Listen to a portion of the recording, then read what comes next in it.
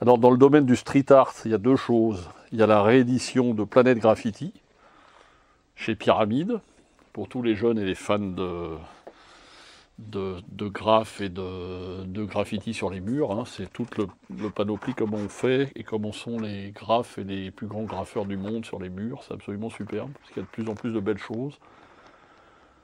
C'est Planète Graffiti. Et dans le même genre, il est sorti un beau livre sur Paris. Paris de la rue à la galerie, c'est-à-dire toutes les graffitis des rues qui sont maintenant exposés et vendus très cher dans les galeries parisiennes.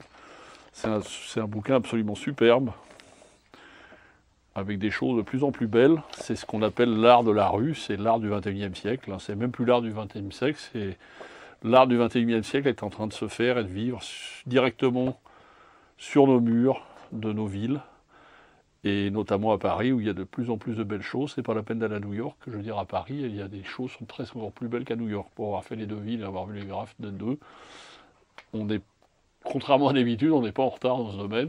Et les graffeurs français sont parmi les plus beaux du monde. C'est également aux éditions Pyramide. C'est deux bouquins pour les jeunes que je vous recommande, parce que c'est à la fois des livres initiatiques, surtout celui-là sur comment on fait des graphes, et c'est surtout des beaux livres sur l'art de la rue, l'art du XXIe siècle. Et c'est aussi pour les adultes, pour pas qu'ils aient les rideaux dans leurs enfants quand ils leur parlent de graffiti et de street art, comme on dit en anglais.